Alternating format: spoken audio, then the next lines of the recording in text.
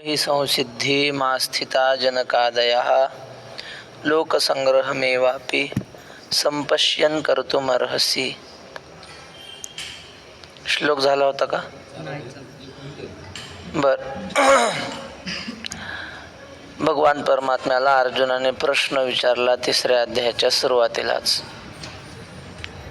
व्यामिश्रेणेव वाक्येन बुद्धिं मोहयसीव मे तदेकं वद निश्चित्य येन श्रेयोहमाप्नुयाम. पुढे या बाबा, पुढे या. आवाज येतो का माग व्यवस्थित? अर्जुनाने देवाला विचारलं, देवा तू एकदा ज्ञानाचं महात्म्य सांगतो, एकदा कर्माचं सांगतो, आमच्यासारख्यानं काय आचरण करावं? आमची बुद्धी भ्रमिष्ट झाली तुझं बोलणं ऐकून. असं वाटतंय की न बोललो असतो तुला तरी एक मार्गावर तरी राहिलो असतो कुठल्या तरी. असं हे तुझं ऐकून आता भ्रमिष्ट झाली बुद्धी. एक सांग कुठलं तरी, कर्म मार्ग तरी सांग, नाही तर ज्ञान मार्ग तरी सांग. हे नेमकं काय सांगितलं? दोन मार्गाचं काय नेमकं कसं आचरण करायचं? मग देवाने सांगितलं, श्री भगवान वाच लोकेस्मिन् द्विविधा निष्ठा पुरा प्रोक्ता मया नघ ज्ञानयोगेन सांख्यानाम कर्मयोगेन योगिनाम. देवाने सांगितलं, अर्जुना या जगामध्ये ब्रह्मप्राप्तीच्या दोन प्रकारच्या निष्ठा आहेत, मार्ग आहेत. एक आहे कर्ममार्ग, दुसरा आहे ज्ञानमार्ग. ज्याची चित्तशुद्धी झालेली नसेल त्याने निष्काम कर्म केल्याशिवाय त्याची चित्तशुद्धी होणारच नाही. त्याच्यासाठी कर्ममार्गच श्रेष्ठ आहे. आणि मग अशा प्रकारच्या कर्ममार्गाचं श्रेष्ठत्व जगाच्या कल्याणासाठी, जगराहाटी चालण्यासाठी अत्यंत महत्त्वाचं असल्याकारणाने भगवंत अर्जुनाला कर्माचं महात्म्य सांगतात. कसा आहे हा कर्ममार्ग, किती श्रेष्ठ आहे. जेव्हा जगत उत्पत्ती झाली तेव्हा ब्रह्मदेवाने लोकांना स्वधर्म कर्म करण्याचा उपदेश दिला. त्यानंतर या स्वधर्माचं आचरण करून कोण कोण सिद्ध झाले, मोक्षाला प्राप्त झाले, त्यांचं वर्णन आजच्या श्लोकात करतात. याच कर्माचं अनुसरण करून जनकादयः संसिद्धिम आस्थिताः, म्हणजे जनकाधिक. जनक आदी म्हणजे काय? आदी म्हटलं की सगळं घ्यायचे. मोठ्या माणसाचं नाव घ्यायचं आणि त्याच्यासारखे सगळे. म्हणजे कोण? अश्वपती नावाचा राजा होऊन गेला. अश्वपती म्हणजे सत्यवान सावित्री की नाही, पतिव्रता सावित्री, तिचा बाप, त्याचं नाव होता अश्वपती. तो राजा होता, खूप सेवा करायचा लोकांची, पण मूलबाळ काही नव्हतं. तपश्चर्या केली आणि मग मुलगी प्राप्त झाली, सावित्री. तर ती सावित्री पतिव्रता, तिची कथा आपल्याला सगळ्यांना माहिती आहे. सत्यवानासोबत तिचा विवाह झाला वगैरे. पण हा तिचा बाप, त्याचं नाव अश्वपती. नंतर प्रभू रामचंद्राचा वंशज इक्ष्वाकू राजा. हे सगळे राजे यांनी काही राज्य सोडलं नाही देवाच्या प्राप्तीसाठी. राज्य करीत करीतच त्यांनी परमार्थ केला, तर त्यांना मोक्ष मिळाला. मग आपण का सोडावं? राज्य सोडण्याची गरज नाही. नलगती सायास जावे वनांतरा, सुखे येतो घरा नारायण, असा आपल्या साधू संतांनी शास्त्राने उपदेश केला. यालाच कर्ममार्ग म्हणतात. विशेष करून जनकाचं नाव घेतलं. जनकाच्या जीवनातली कथा आपल्याला माहिती आहे. याज्ञवल्क्य ऋषी जनकाच्या राजवाड्यामध्ये पोथी सांगायचे, ब्रह्मज्ञान सांगायचे. जनक राजा असा समोर बसायचा आणि बाकी सगळे ऋषी मुनी याज्ञवल्काच्या मुखातून ब्रह्मज्ञान ऐकण्यासाठी ब्रह्मचारी, संन्यासी सगळे येऊन बसायचे. कारण याज्ञवल्क्य फार मोठे प्रसिद्ध ब्रह्मज्ञानी. त्यांच्या मुखातून एक वाक्य जरी आपल्या कानावर पडलं तर आपला उद्धार होईल म्हणून हजारो ऋषी मुनी संन्यासी येऊन बसलेले. आणि मग समोर राजा बसायचा, महाराज पोथी सांगायचे. काही वेळा काय व्हायचं, राजाला आता एवढा राज्यकारभार पाहायचा, त्यामुळे वेळेवर येणं होत नव्हतं. पोथी सुरू व्हायची समजा सकाळी 4ला 5ला सुरू व्हायची. ऋषीमुनींचं असं असतं, ते रामसुखदासजी होते, त्यांचं गीतेवरचं प्रवचन किती, पहाटे 4 वाजता प्रवचन. आणि ते कुठं ठेवायचे? गावापासून बाहेर 2-3 किलोमीटर लांब. आणि तिथपर्यंत लोकांनी गाडीनं यायचं, पायी यायचं चालत. याचा अर्थ काय? तपश्चर्या करून घ्यायची लोकांकडून, पहाटे उठायची सवय लावायची, आणि जे पहाटे तिथपर्यंत येऊ शकतात त्यांनाच ऐकायला मिळेल, इतरांना नाही. ऑनलाईन नाही, यूट्यूबला लाईव्ह नाही, तेव्हा नव्हतंच म्हणा हे, पण सांगण्याचं तात्पर्य स्वामी रामसुखदासजींचं असं होतं. तर ते पहाटे रामसुखदासजींचं नाव निघालं, त्यांचा फोटो उपलब्ध नाही महाराज, ते काय फार वर्षापूर्वी गेले नाही, आता तुम्ही पाहिले असेल काही लोकांनी, तुम्ही पाहिले ना, पंढरपूरमध्ये चातुर्मास केला त्यांनी 1 वर्ष. तर ते हे गीता प्रेस गोरखपूर आहे की नाही, हे सगळे ग्रंथ हे पहा केवढा ग्रंथ आहे हा. तुम्ही जर बाजारात एवढा ग्रंथ घ्यायला गेले तर 500 आणि 1000 रुपयाला एवढा ग्रंथ आहे. गीता प्रेसचा घेतला की 100 आणि 150 रुपयाला. हे कोणाची कृपा आहे? स्वामी रामसुखदासजींची कृपा आहे.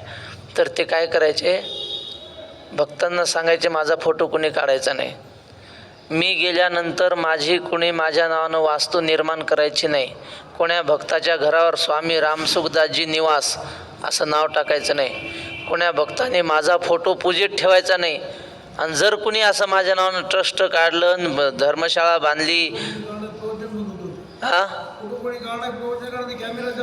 बा चालू प्रवचनात कोणी फोटो काढला, प्रवचन बंद. काय वैराग्य महाराज. त्यांचं एक 2 रुपयाला पुस्तक भेटते, 2 रुपयाला, आणि त्याचं नाव आहे एक संत की वसियत, म्हणजे एका संताचं मृत्यूपत्र. तर त्यांनी मृत्यूपत्र जे लिहिलंय ना ते भेटतं इथं, बघा भेटत असेल गीता प्रेसच्या पुस्तक ग्रंथालयात भेटतंय.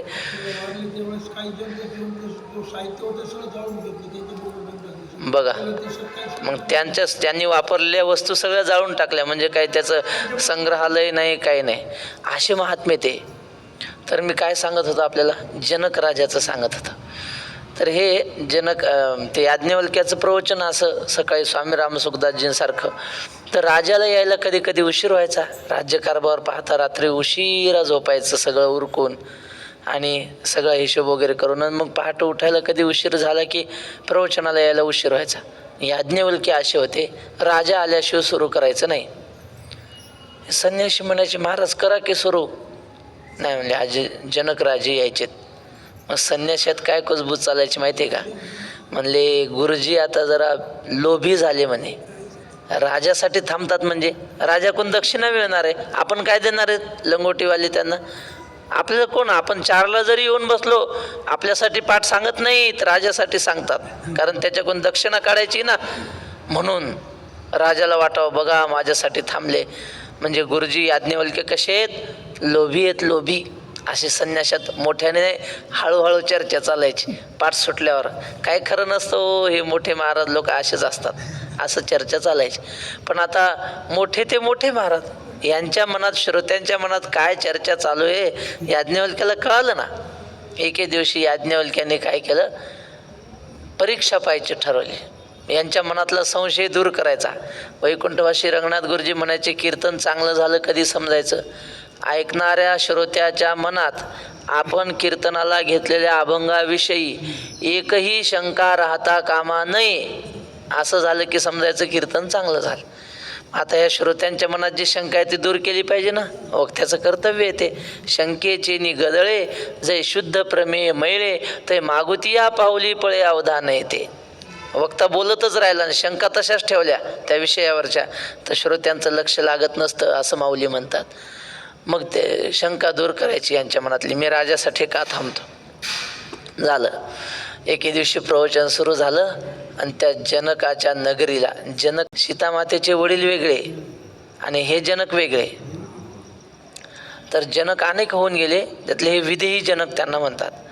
तर हे जनक राजे बसलेले असताना त्या नगरीला आग लागली. प्रवचन चालू होतं, कोणीतरी सेवक आला आणि सेवकांनी सांगितलं महाराज आपल्या जनकपुरीला आग लागली, म्हणले या राजा नगरीला आग लागली आपल्या. असं म्हणल्यावर हे संन्यासी होते, संन्याशाने विचारलं आमच्या झोपड्याकडनं नाही लागली, तुमच्या झोपड्याकडूनच लागली म्हणले आग, सुरुवात तिकडूनच आहे. मग आता हे सगळे उठले चालू प्रवचनातून, बरं उठू नये. आता आगतिकता असेल, कोणाला लघुशंका वगैरे आली असेल फारच ती गोष्ट वेगळी, पण नाव डेजा कथा उठवनिया जाती. तुकाराम महाराज म्हणतात कथेतून उठून जाणं हा फार मोठा अपराध आहे, त्यांना नरकाला जावं लागतं. जाऊ नये, पण हे म्हणले आपल्या झोपड्यामध्ये आपल्या लंगोट्या आहेत, 2च लंगोट्या, एक अंगावर आणि एक तिथं, आणि काय असायचं दुसरं, साधूचं काय आथरायचं एखादं पांघरायचं, पण ते जळून जाईल म्हणून सगळे साधू एका एकानं उठून मागच्या मागं निघून जाऊ लागले. कशाला? आपली झोपडी वाचवायसाठी. आणि मग राजा उठला नाही. सेवक पुन्हा सांगायला आला, महाराज सगळं गाव तर जळायला लागलंय, पण आपल्या राजवाड्याला सुद्धा आग लागली. राजा नुसता असा हातानं खुणवायचं आणि महाराज चालू द्या पोथी असं म्हणायचे.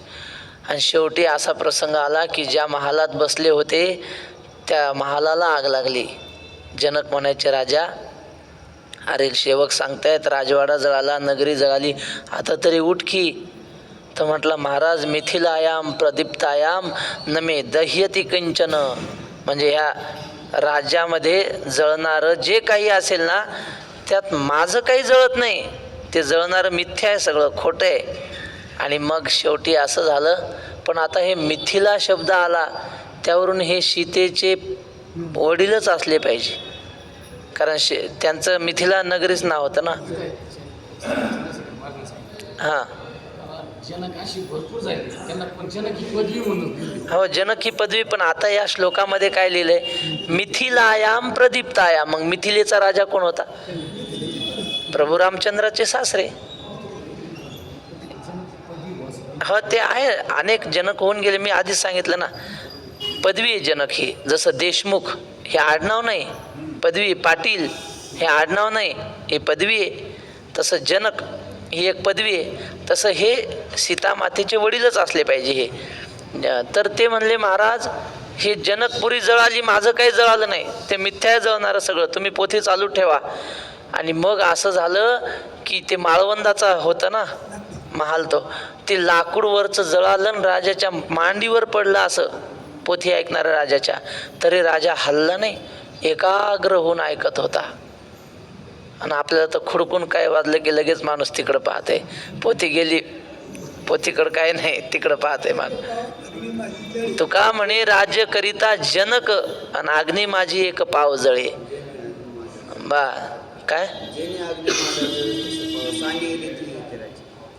वा, म्हणजे अग्नीमध्ये पाय जळत होता तरी पोथीतून उठला नाही, राजा होता, राजा. आणि हे दुसऱ्या दिवशी बातमी कळाली संन्याशांना की राजाचा पाय जळाला तरी तो पोथीतून उठला नाही. मग त्यांच्या शंकेचं उत्तर मिटलं. म्हणले ह्याच्यासाठी राजा महाराज का सांगत होते? राजासाठी, पैशासाठी नाही. खरा श्रोता हाच आहे. आपण संन्यासी असून झोपडीसाठी पळालो म्हणले, आणि हा राजा असून उठला नाही जागेवरचा. याला काय म्हणतात? कर्मणैव हि संसिद्धी मास्थिता जनकादया. सगळं स्वकर्म सांभाळत, राज्यकारभार सांभाळतच त्यांनी ब्रह्मज्ञानाचाही अभ्यास केला आणि ब्रह्मज्ञानीही झाले. ब्रह्मज्ञानी होण्यासाठी कर्माचा त्याग करावा लागत नाही, हेच या श्लोकातून सांगायचं, दुसरं काही नाही.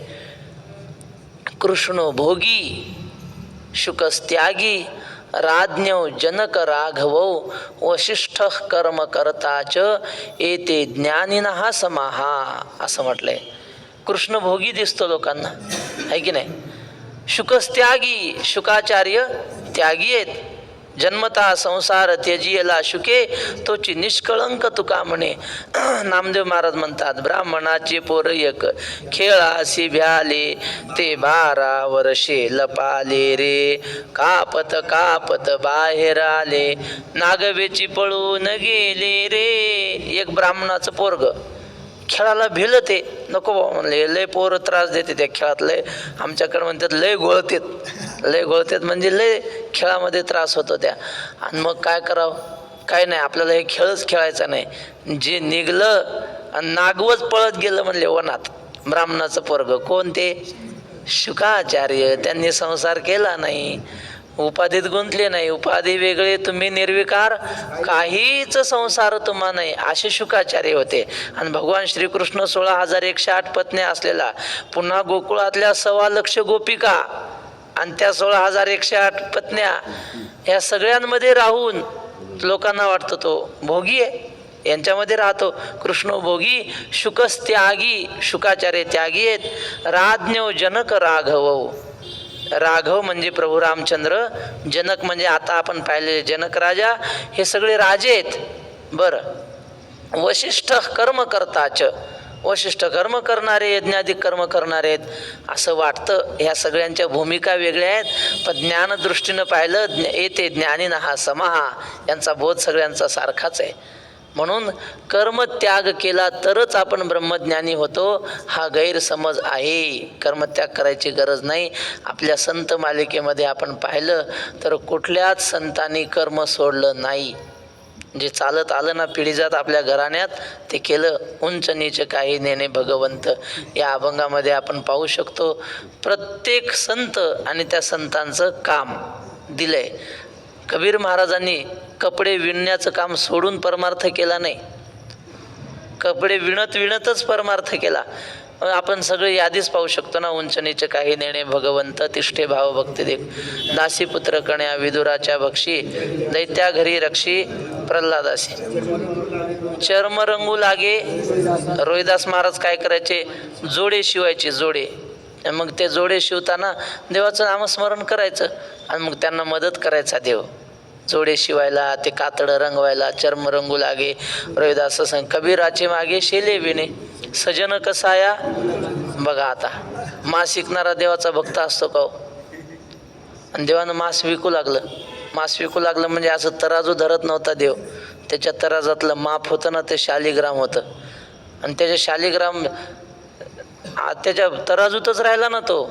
मास विकतोय म्हणून त्याला सोडून गेला नाही. काय हां, सजन कसाया विकू लागे मांस, माळ्या सावत्यास सावता महाराजांना खुरपू लागायचं शेतात. अजून काय पाहिजे, नरहरी सोनारा घडू पोंगे. इथं पंढरपुरात घडू लागायचं सोनं, फुकू लागायचं म्हणजे काय, ते फुकणीनं फुकावं लागते आग्ने. नरहरी सोनारा घडू फुंकू लागे, चोख्या मेळ्या संगे ढोरे ओढे. या पंढरपुरातच ते असं हरिजन लोकांचं असं पूर्वी असायचं. ढोर मेलं की ओढत न्यायचं, गावाच्या बाहेर नेऊन टाकायचं हे काम. मग आता ते त्यांचे चार पाच जणाचे हे असायचे. आता यंदाचं साल या घराण्याकडं, दुसरं साल या घराण्याकडे असं असतं ना. मग चोखा बोरायचं साल आलं की हे सगळे काय करायचे, हे चोख्या आपल्याला सहकार्य करत नाही, सारखं तिकडं देवाचं जाऊन भजन करत बसते. मग ह्याला म्हणा आता तू एकटंच ने ढोर वडत, बघू एकट्याला नेता येते का ढोर वडत. मेलं आहे का माणसाचं. ते म्हणलं चोखोबा तुझं साल चालू आहे ना, चल ढोर घेऊन जा. आणि मग आता ते आले चोखोबार आहे, कुठं वळतंय हो. देवानं आपलं ते पितांबर वगैरे दिलं टाकून, फाटकं धोतर नेसलं, फाटकंच अंगावर हे घेतलं उपरणं आणि गेले चोखोबाराय जिथं होते ना तिथं. कोण्या गावचे पाहुणे, काय नाही म्हणले, इथलाच आहे, मंगळवेड्याकडला आहे म्हणले. बरं काय तुमचं, म्हणले आम्ही हरिजन होतो, असं कामासाठी फिरतो. अहो मला एवढी मदत कराल का, चालतंय म्हणले. आणि मग काय देवानं ओढू लागलं, चोख्या मेळ्या संगे ढोरे ओढी, म्हणजे जिवंत नाही मेलेले ढोरे ओढी. पुढं काय, नामयाची जणी सेवेची शेणी, जनाबाई संग गौऱ्या वेचायला जायचा. आणि गौऱ्या वेचून झाल्या की गठोडं घ्यायचं जनाबाईन डोक्यावर. आणि एकदा ती चप्पलच तुटली जनाबाईची. मग काय करावं आता, ते वरी ठेवली तर पडते, हातात घेऊन चालावं तर हात गळून येते, गठोड्याला दोन्ही हात लावावं लागतात ना. मग काय करावं, देव म्हणला दे माझ्याकडं. जनाबाई चप्पल घेतली, डोक्यावर ठेवली. जनाबाई पुढं मागं, संत जाती हरिकीर्तना त्याच्या वाहीनं मोचे वाहना. देवानं तिच्या चपला डोक्यावर घेऊन चालायचे. पण जनाबाईनं गौऱ्या वेचायचं सोडलं नाही, दळण दळायचं सोडलं नाही. हे करत करतच देवदेव केला. धरीला पंढरीचा चोर, गळा बांधून या दोर. सगळी आपण यादी पाहू शकतो. काय सवेची शेणी, नामया नवे संकोचित नामदेव महाराजांसोबत जेवले. नामदेव महाराजांच्या घरचा व्यवसाय काय होता, कपडे विकायचा. आणि ते सुद्धा नामदेव महाराजांनी केलं. म्हणजे आई वडील सारखे म्हणायचे, काय नामदेव तो मंदिरात जातो, आपला व्यवसाय करायचा. केला ना. अहो लेकरं बाळं जगवले म्हणजे केलं त्यांनी. फक्त काय करायचे, एवढंच करायचे की प्राधान्य परमार्थाला द्यायचे, प्राधान्य संसाराला देत नव्हते.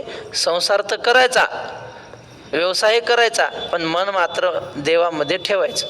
होते तैसे उमटले वरी, बाह्य संपादनी, म्हणजे बाह्य संसार लोकांसारखाच करायचा, अंतरीची चोरी. मन मात्र चोरून देवाकडे लावायचं, लोकांना कळू द्यायचं नाही, लोकांसारखंच वागायचं. पण बाह्य संपादनी अंतरीची चोरी, नाही मर्यादा निसंग बावरी, मन हे गोविंदी आणि देह काम करी हो. एवढं मात्र ते करायचे. मन देवात ठेवायचं आणि देहाने मात्र काम करायचं. ते वर्तत दिसती देही परी ते देही ना माझी ठाई, आणि मी तयांच्या हृदयी सर्वत्र असे समग्र असे असो. तर हे सगळी यादी आपण पाहू शकतो त्या अभंगामध्ये. नाम्या सेवे जेवी नव्हे संकोचित ज्ञानी याची विंत, अंगी ओढे अर्जुनाचे रथी होय हा सारथी. अहो लोक म्हणतात साधू संतांनी समाज आळशी बनवला. आळशी बनवला का हो? कर्म करायला शिकवलं, कर्म केल्याशिवाय भक्ती होतच नाही असं सांगितलं साधू संतांनी. सगळ्या संतांनी कर्म, तुकाराम महाराज म्हणतात तैसे संत जगी क्रिया करून दाविती अंगी. नुसतं सांगत नाहीत, मग तर रस्त्याचा दगडे सांगतो इकडं पंढरपूर 50 किलोमीटर जा, मग ते तसं सांगितलं का संतांनी? नाही नाही, स्वतः क्रिया करून दाविती अंगी, क्रिया करून जगून दाखवलं. संतांनी समाज आळशी केला नाही. मग आता संतांच्या नावावर कोणी आळशी होत असेल तर तो संतांचा गुन्हा नाही. संतांनी कुठं सांगितलं कामधंदा सोडून हे करा म्हणून? अजिबात सांगितलं नाही. तेव्हा अशा प्रकारे कर्मानेच संसिद्धी प्राप्त होते, मोक्ष प्राप्त होतो, असं या श्लोकाचा भावार्थ आहे. देखपा जनकाधिक कर्म जात असे. दुसरा असे श्लोकाचं तात्पर्य सांगतात की कर्म केलं पाहिजे का? अज्ञानी लावावे सन्मार्गासी. या अज्ञानी लोकांना कळतं ना, मोठ्या माणसानं साधू संतांनी कर्म केले म्हणजे आपण केले पाहिजे, त्यांच्यासारखं वागण्याचा प्रयत्न केला पाहिजे. नाही जमलं 16 आणि त्यांच्यासारखं 4 तरी माणसाने प्रयत्न केला पाहिजे असं वाटावं म्हणून लोकसंग्रहार्थ म्हणजे लोक जमा करायसाठी नाही, लोकांना मार्गदर्शन होण्यासाठी कर्म केलं पाहिजे असं सांगतात. हो, पुढे आहे ते. देखपा जनकाधिक कर्म जात अशेख, न सांडिता मोक्ष सुख पावते झाले. बघ अर्जुना, प्रत्यक्ष उदाहरण आहे ते. परभणीकडे जुने लोक म्हणायचे जिजबीज पहा की. जिजबी म्हणजे प्रत्यक्षच पहा की. जनकाधिकांना सुद्धा कर्म जात अशेख न सांडिता, सगळी कर्म करतच जनकाने काहीच सोडलं नव्हतं. म्हणजे यज्ञाधिक सोडले नव्हते, लेकरं बाळं सोडले नव्हते, बायको सोडले नव्हती, राजवाडा सोडला नव्हता, पितृयज्ञ सोडलं नव्हतं, नित्यकर्म सोडलं नव्हतं, नैमित्तिक काहीच सोडलं नव्हतं. हे न सोडता मोक्ष सुख पावते झाले. मोक्ष सुखाला प्राप्त झाले ना ते. या कारणे पार्था होवावी कर्मी आस्था, हे आणि काही एका अर्था उपकारेल. म्हणून अर्जुना, होवावी कर्मी आस्था, कर्माच्या ठिकाणी आस्था व्हावी. आस्था म्हणजे काय? आस्था म्हणजे इच्छा असा अर्थ नाही. आस्था म्हणजे तीव्र इच्छा पाहिजे. कर्म करण्याविषयी माणसाच्या मनात तीव्र इच्छा पाहिजे. आस्था या शब्दाचा अर्थ काय? नुसती इच्छा नाही, तीव्र इच्छेला आस्था म्हणतात. भावासहित उत्साहासहित कर्म केलं पाहिजे. हे आणि काही एका अर्था उपकार येईल. आणि कर्म केल्याने आणखी एक फायदा होईल. तर काय फायदा? जे आचरता आपण या, देखी लागेल लोकायया, तरी चुकेल अपाया प्रसंगीची. आपण जर चांगलं वागलो ना, 4 माणसाला दिसेल असं वागलं पाहिजे. लोक म्हणतात बघा कसा माणूस वागतो. अहो आमच्याच गावात होते, आमच्यासारखेच लेकरं बाळं शेतीबाडी केली, पण परमार्थही केला, जगून दाखवलं. असे किती वारकरी आहेत, ते आपल्याच गावात असतात पण नित्यनेम सोडत नाहीत. रोजचा हरिपाठ काकडा कधी चुकू देत नाहीत महाराज. घरातलं कोणी मेलं तरी ते पोथी वाचणारच. आता काही लोक म्हणतात सुतकात ज्ञानेश्वरीला हात लावू नये. आता कसं करावं मग? 10 दिवस ज्ञानेश्वरी वाचायचीच नाही का? कसं करावं आता हे सांगा तुम्ही. आणि काही नित्यनेमाविनं अन्न काय तो श्वान. मग ज्ञानेश्वरी वाचल्याशिवाय तर खायचं नाही काही. आणि 10 दिवस सुतकात मग उपाशीच राहावं का? तसं नाही महाराज. ज्ञानेश्वरी आई आहे.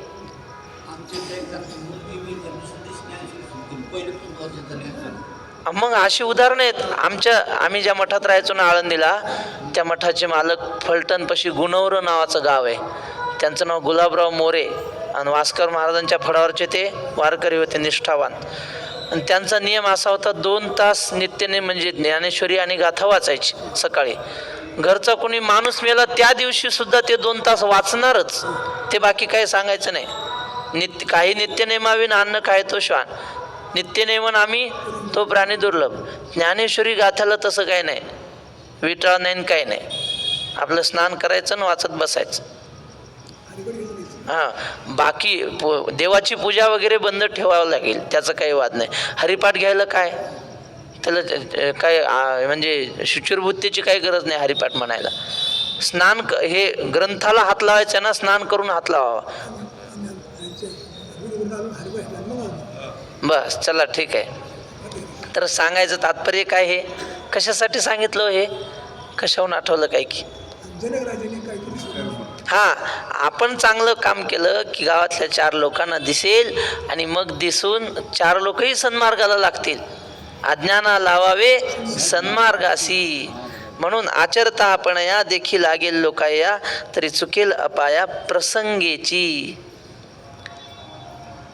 स्वामी रामसुखदासजींचं एक वाक्य आहे, ते म्हणायचे मुलांना संस्कार दिले पाहिजे, संस्कार दिले पाहिजे. सगळे सांगतात ना, मुलांना शिकवून संस्कार होत नसतात. बच्चे शिखाने से सीखते नाही, बच्चे दिखाने से सीखते है, असं ते म्हणायचे. मुलांना समजावून सांगितलेलं कळत नसतं, त्यांना दाखवावं लागतं. असं मंदिरात जायचं असतं पाया पडायला, त्या लेकराच्या हाताला धरून पाया पडायला गेलं की मग त्याला संस्कार लागतो पाया पडायचा. त्याला फक्त सांगू नये की बाबा पाया पडलं पाहिजे आणि आपण घरी मोबाईल खेळत बसायचं आणि जाय मंदिरात पाया पडायला, तसं नाही. हाताला धरून आपण नेलं की मग त्याला कळतं गेलं पाहिजे. दिखाने से सीखते है, याला काय म्हणतात. आपण चांगलं वागलं की 4 लोकांना त्याचं मार्गदर्शन होतं. देखील लागेल लोकाया, तरी चुकेला पाया प्रसंगेची. आपोआपच ही लोक दुःखापासून मग वाचतील, अडचणी त्यांच्या जीवनात येणार नाहीत, त्यांना मार्गदर्शन होईल. देखे प्राप्तार्थ जाहले, जे निष्कामता पावले, तया ही कर्तव्य असे उरले लोकालागी. प्राप्तार्थ म्हणजे कृतार्थ झाले, आता काही मिळवण्याचं शिल्लक राहिलं नाही. ते भारतानंद स्वामी आहेत की नाही होळचे, मागं आता व्याख्यान झालं ना कीर्तनाविषयी मार्गदर्शन, ते म्हणतात आम्ही आमच्या जीवनात देव मिळवला, आता आम्हाला काही मिळवण्याचं शिल्लक राहिलं नाही. वक्ते बाबा तसंच म्हणायचे, आम्हाला आता देव मिळाला, आमचं आयुष्य सगळं परमार्थाच्या चिंतनात गेलं, आता आम्हाला काही करायची गरज नाही, पण मार्गदर्शन करण्यासाठी आम्ही हे सगळं करतो, लोकांना मार्ग कळावा. प्राप्तार्थ झाले म्हणजे ब्रह्मज्ञानी झाले. निष्कामता पावले, कुठल्याही कामना म्हणजे इच्छा, आणि निष्कामता म्हणजे कुठलीच इच्छा मनात राहिली नाही. मग आता काय करायचं. पण त्यांनी सुद्धा माऊली म्हणतात अशाही महात्म्याने कर्म करून लोकांना मार्गदर्शन केलं पाहिजे. तया ही कर्तव्य असे उरले लोकालागी. मार्गी अंधा सरिसा, पुढे देखणाही चाले जैसा, अज्ञाना प्रगटावा धर्म तैसा आचरोने.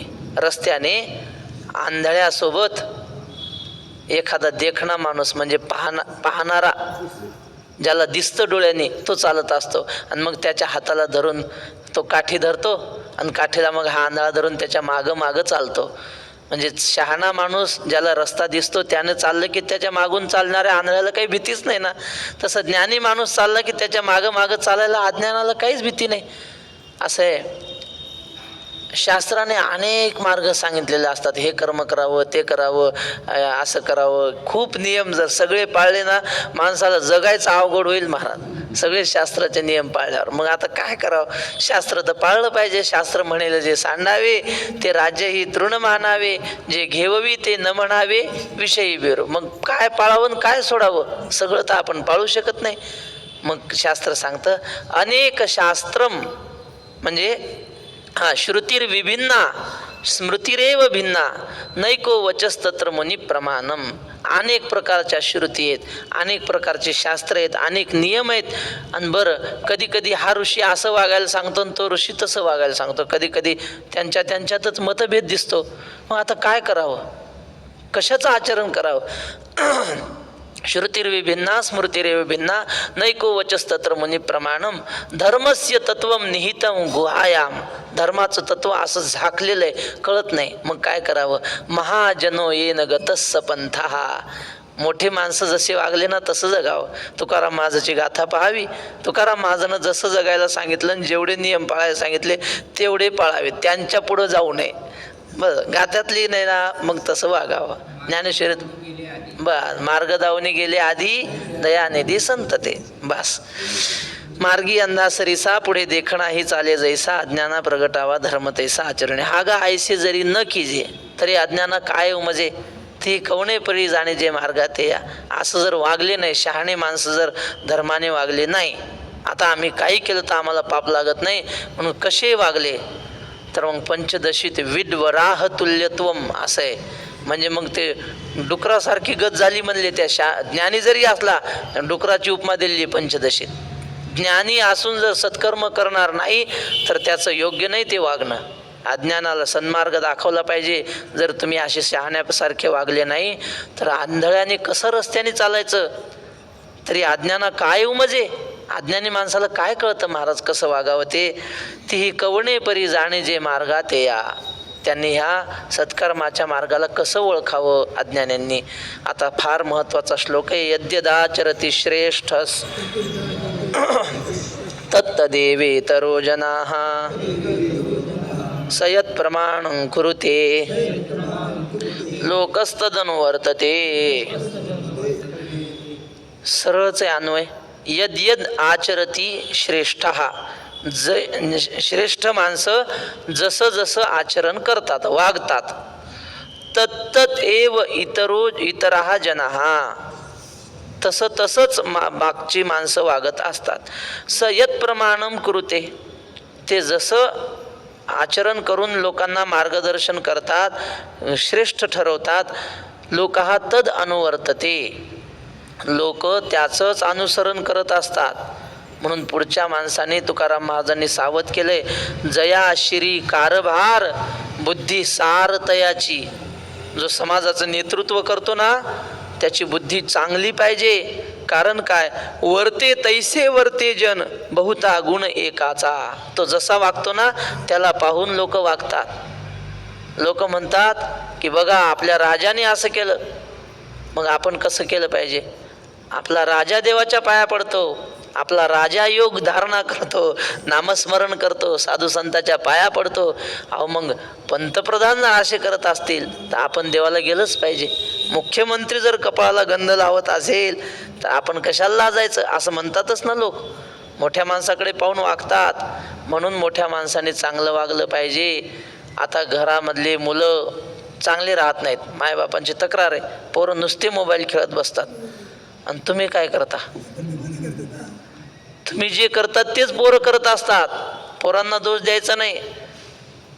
काल महाराज म्हणले, चातुर्मास्य महाराज कीर्तनात म्हणले, लोक म्हणतात आता सगळंच बिघडलं, आपले पोरं तरी कसे चांगले राहतील. कालाय तस्मै नमः असं म्हणलं की एक थोबाडीत दिली पाहिजे. म्हणले अरे आपले पोरं आहेत, आपण त्यांना व्यवस्थित ठेवलं पाहिजे ना.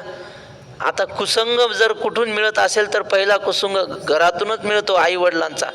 आई वडीलच कसे वागतात, काही नियम पाळत नाहीत, मोबाईलच खेळत बसायचं आईने दिवसभर. मग तिथं लेकरू आहे, त्याला काय कळतं? मग ते तर खेळणारच मोबाईल. श्री गुरु पाचपोर महाराज सांगत होते, ते म्हणले एक पोरगा 10-15 वर्षाचा पोरगा तंबाखू मळत होता दारात उभं राहून असा. आणि तेवढ्यात त्याचा बाप आला. पोरांना अशी तंबाखू मूठ झाकली ना, असा हात केला मागे. मग बाबा म्हणले, मी त्याला म्हणलो का रे एवढा बापाला घाबरतोस तर खातोच कशाला तंबाखू? तो म्हणला घाबरत नाही, बापाला घाबरत नाही म्हणे मी.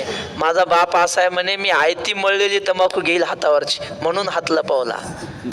मग आता बाप जर असा असेल तर पोरगा तंबाखू खाणारच ना. आणि कोण्या तोंडानं बाप म्हणेल खात जाऊ नको म्हणून? तो म्हणेल तुम्हाला 10 पुड्या पुरत नाहीत रोजच्या आणि तुम्ही काय मला सांगता असं म्हणेल की नाही. म्हणून शहाण्या माणसाने योग्य मार्गाने चाललं पाहिजे.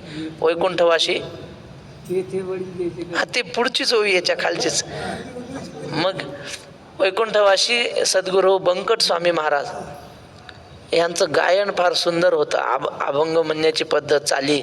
हा जो मठ आहे की नाही पंढरपूरचा, वारीच्या वेळी त्या मठात बसायला जागा नसायची काकड्याला. सकाळी 4 वाजता काकडा सुरू होईल ना, लोक 2:30 वाजता जाऊन गोदड्या टाकून जागा धरायची, ही आमची जागा. काकडा ऐकायला एवढा गोड त्यांचा आवाज. आणि मग पुण्यातले श्रेष्ठ त्या काळातले प्रसिद्ध गायक आणि अभिनेते बालगंधर्व ते सुद्धा यायचे इथं काकडा ऐकायला. बालगंधर्व माहिती आहे तुम्हाला? जशा जन्मती तेज घेऊनी तारा, त्या बालगंधर्व नाट्यगृहात श्लोक लिहिलाय. जशा जन्मती तेज घेऊनी तारा, जसा मोर घेऊनी येतो पिसारा, तसे येई कंठात घेऊनी गाणे, असा बालगंधर्व आता न होणे. असा त्यांचा श्लोक आहे. असा बालगंधर्व झाला नाही. त्यांना जर म्हणलं ना स्त्रियांच्या आवाजात गायचं, तर स्त्रीच्या आवाजातच गायचे. बाहेरून ऐकणाऱ्या माणसाला वाटणार कोणीतरी बाई माणूसच गायन करते, आणि पुरुषाच्या आवाजात म्हणलं की पुरुषाच्या. अभिनय सुद्धा असा होता की त्यांनी व्यवस्थित दाढी वगैरे करून मेकअप करून गेल्या ना, महिलांमध्ये जाऊन हळदी कुंकू करून यायच्या, बायाला ओळखू यायचं नाही हा माणूस आहे म्हणून. एवढा अभिनय त्यांचा. बरोबर तसंच अभिनय करायचा असे ते. आणि ते यायचे महाराजांचं ऐकायला काकडा. आणि एकदा भजन झालं आणि ते म्हणले, बंकट स्वामींना म्हणाले, महाराज आम्ही तुमचं भजन ऐकायला नेहमी येतो, आमची एक इच्छा आहे, तुम्ही आमचं नाटक पाहायला एकदा या की. स्वामी म्हणले, आम्हाला जमत नाही. ते नाटक वगैरे त्या काळात पाहणं, पिक्चर वगैरे पाहणं म्हणजे निषिद्ध, आताही निषिद्धच आहे ना. तुकाराम महाराज म्हणतात, मोल घेऊन या साठवावे दोष, नटाचे ते वेश पाहून या. म्हणजे तिकीट काढून लोक नाटक सिनेमा पाहायला जातात आणि काय मिळवतात? तिकीट काढून पाप घेतात विकत. पाप मिळतं ना, त्याच्यात काय असतं? शृंगार असतो. म्हणून आम्हाला ते नाटक वगैरे पाहता येत नाही. नाही महाराज तुम्ही आलेच पाहिजे अशी आमची इच्छा आहे. मग स्वामी म्हणले, महाराज मी जर आता नाटक पाहायला गेलो ना, माझ्या मागून येणारे सगळे वारकरी पिक्चर पाहायला जातील, तमाशा पाहायला जातील म्हणले, म्हणून मला येता यायचं नाही. याला काय म्हणतात? यद्यद आचरती श्रेष्ठस तत्तदेवे तरोजनः. इथं वडील जे जे करीती, तया नाम धर्म ठेविती, मग तेची एर अनुष्ठिती सामान्य सकळ. मोठी माणसं जसं जसं वागतात, तया नाम धर्म ठेविती, त्यांनाच लोक धर्म म्हणतात. माऊलीने असं केलं ना, तुकाराम महाराजांनी असं केलं ना, हाच धर्म आहे. दुसरं काय असतं? आपण तर अज्ञानी आहोत, आपण कुठं सगळं शास्त्र वाचू शकतो. पण ज्यांनी शास्त्र पाहिलं त्यांच्या मागे मागे आपण चालतो. तेची एर अनुष्ठिती सामान्य सकळ. हे ऐसे असे स्वभावे, म्हणून कर्म न संडावे, विशेषे आचरावे लागे संती. हे स्वभावताच आहे, असा निसर्गच आहे. मोठ्या माणसाकडे पाहूनच लोक वागतात. पंढरपूरच्या वारीला एवढी गर्दी का असते? हे आता सोशल मीडियामध्ये वारीच्या बातम्या तयार करतात म्हणून एवढी गर्दी येते का? अहो, सोशल मीडियाच्या बापाच्या आधी गर्दी होती. कुणामुळं?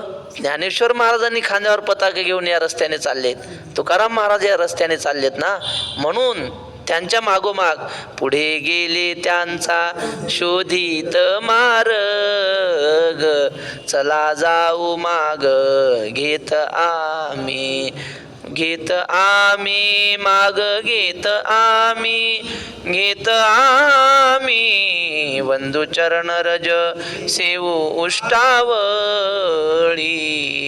पुढच्याकडे पाहून समाज वागत असतो. म्हणून छत्रपती शिवरायांच्या दरबारी एक दादोजी कोंडदेव होते की नाही, ते फार कडक होते, असं तुकोबारायाच्या चरित्रात महिपती महाराजांनी लिहिलंय. तर ते काय होते? न्यायाधीशच होते एक प्रकारचे ते. तर त्यांच्या घरामध्ये एकदा ते दळण दळणारी बाई होती ना, तिला ते मोजून धान्य द्यायचे आणि दळण झाल्यावर मोजून पीठ घ्यायचे.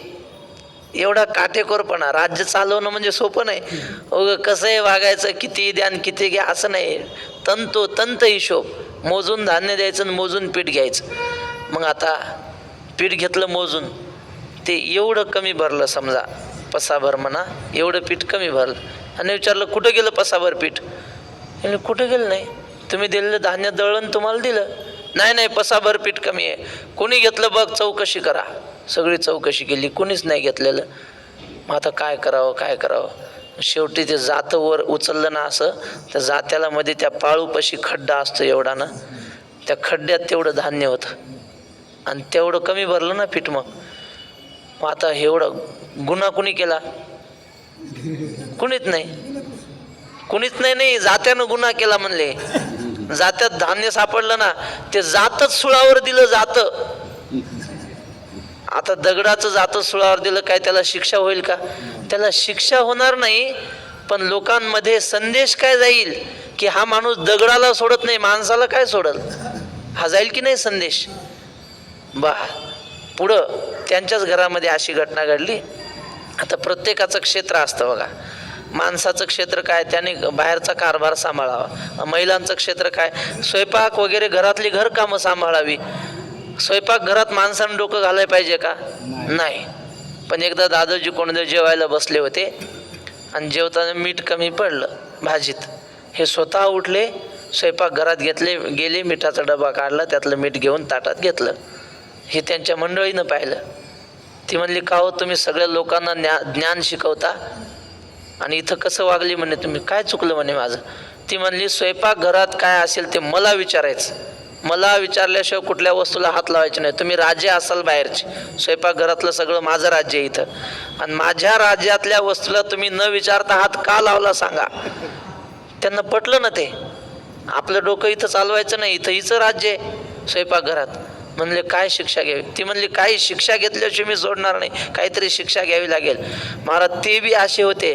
ते म्हणले ठीक आहे, ज्या हाताने मीठ घेतलं ना तो हातच तोडून टाकतो म्हणे, डावा हात.